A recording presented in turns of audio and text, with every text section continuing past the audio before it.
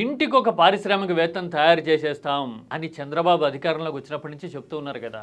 ఎలా తయారు చేస్తారు ఇంటికి ఒక పారిశ్రామికవేత్తని అని ఈ మధ్యన చంద్రబాబు వివరించిన తీరు చూసిన తర్వాత నాకు ఎప్పుడో చిన్నప్పుడు దూరదర్శన్లో చూసిన పెద్ద ఆయన NTR black and white cinema ఒకటి గుర్తొచ్చింది. అందులో ఒక సీన్ ఉంటుంది. జ్యోతిష్కులు నాకు చెప్పారు వాహన యోగం, ఇప్పుడు తెలిసింది వాహన యోగం అంటే ఇదని. చూశారు కదా, వాహన యోగం అన్నారు. వాహన యోగం అంటే ఇదా, వీల్ చైరా అని ఎన్టీఆర్ తలగొట్టుకుని ఏడుస్తారు.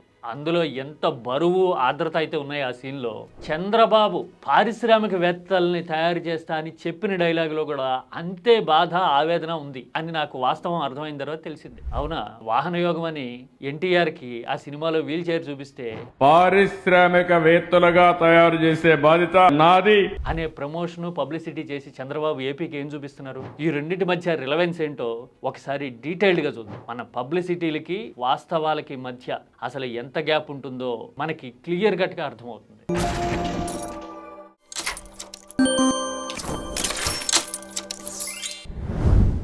పారిశ్రామిక అభివృద్ధి, ఎంఎస్ఎంఈ పార్కులు, పారిశ్రామిక పెట్టుబడులు లాంటి బజ్ వర్డ్స్తో గత 18 నెలలుగా చంద్రబాబు రాజకీయాన్ని నడిపిస్తున్నారు. ఇవన్నీ 3 దశల్లో ఉంటాయి. ఓ పక్కన భారీ స్థాయిలో పారిశ్రామికవేత్తలు పెట్టుబడి పెట్టేస్తున్నారు, 13 లక్షల కోట్లు పెట్టుబడులు వచ్చినాయి అని విశాఖ పెట్టుబడుల సదస్సు నిర్వహించి చెప్పారు కదా. అంటే ఇది ఓవరాల్గా దేశవ్యాప్తంగా చేసే ప్రచారంలో భాగం. ఇక ఆ తర్వాత రాష్ట్రానికి వచ్చేసరికి ప్రతి నియోజకవర్గంలోనూ ఎంఎస్ఎంఈ పార్కులను పెట్టి ఇండస్ట్రియలైజేషన్ ప్రోత్సహిస్తామని చెప్తున్నారు. అంటే ప్రతి నియోజకవర్గంలోనూ భూ సేకరణ సమీకరణ ఉంటుంది, ఇండస్ట్రియలైజేషన్ కోసం భూములు తీసుకుంటున్నాము అని ప్రొజెక్ట్ చేస్తూ అభివృద్ధి వ్యూహంలో భాగం ఇదంతా అని చెప్పడానికి ఈ ఎంఎస్ఎంఈ పార్కులు అనే మోడల్ ఉంది. ఇక మూడోది వెరీ మైక్రో లెవెల్లో ఇంటికి ఒక పారిశ్రామికవేత్తను తయారు చేసేస్తాం అని చంద్రబాబు ముందు నుంచి నమ్మబలుగుతున్నారు కదా. ఎవరికి ఆశ్చర్యం అనిపించినా, ప్రాక్టికల్ గా ఇది సాధ్యమని అని ఎవరు క్వశ్చన్ చేసినా గానీ, నేను ఏం ప్లాన్ చేసినా గానీ ముందు ఇలాగే అంటారు, తర్వాత ఆశ్చర్యపోతారు అని చంద్రబాబు అనడం చాలాసార్లు చూశాం కదా.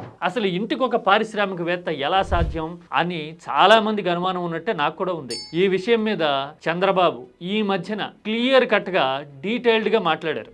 ఒకసారి పర్టికులర్ గా ఆయన ఏం చెప్పారో చూద్దాం. మీ అందరినీ పారిశ్రామికవేత్తలుగా తయారు చేసే బాధ్యత మీకు తెలిసిన పని. పచ్చళ్ళు పెట్టడం, లేకుంటే చిన్న చిన్న పనులు చేయడం, ఏ పని చేయగలిగే చిన్న హోటల్ పెట్టుకోవడం, ఏం చేయాలనో చేపించే బాధ్యత నాది.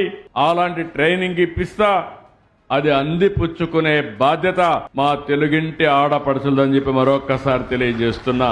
ఎస్, చూశారుగా, పారిశ్రామికవేత్తలను తయారు చేస్తారట. ఆ పారిశ్రామికవేత్తలు పచ్చళ్ళు తయారు చేసినా ఓకేట, హోటళ్ళు పెట్టుకున్నా ఓకేట, టిఫిన్ బళ్ళు నడిపినా ఓకేట.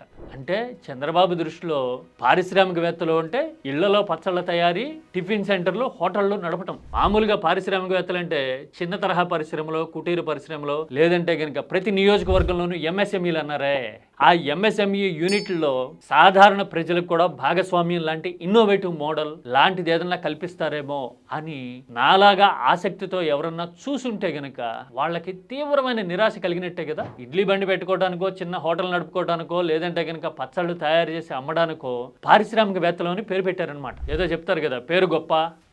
అలాగా మనం పారిశ్రామికవేత్తలంటే పెద్ద క్యాన్వాస్ మీద ఊహించుకున్నాము.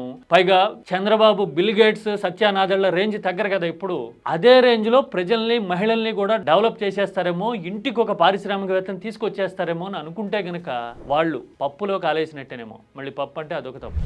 ఎందుకంటే చంద్రబాబు ప్రచార మోడల్ ఎంత భారీగా, గంభీరంగా, రీసౌండ్ వచ్చే స్థాయిలో ఉంటుందో, వాస్తవాలు ఎలాగ నేల మీద కనపడతాయో చెప్పడానికి ఇది ఒక లేటెస్ట్ ఎగ్జాంపుల్ ఏమో. ఇంటికో పారిశ్రామికవేత్త ఎలా వస్తారు?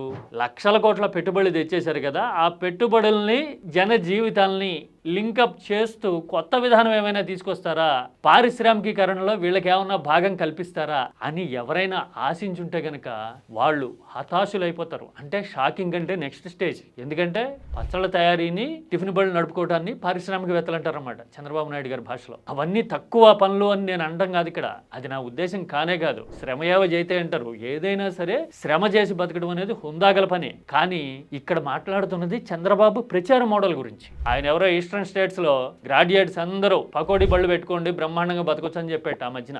ఆ టైప్ లో మోడల్ ని చంద్రబాబు ఇక్కడ కూడా తీసుకొస్తున్నారేమో. ప్రచారం మాత్రం పీక్స్ లో ఉండి వాస్తవాలు మాత్రం ఇంత వీక్ గా ఉంటున్నాయా అని అనిపించిన తర్వాత నాకు అదే మోడల్ గుర్తొచ్చింది. చంద్రబాబు పారిశ్రామికవేత్తల మోడల్ మీకైతే ఎలా అనిపించింది? ఎన్టీఆర్ వాహన యోగం డైలాగ్ లాగే ఉందా?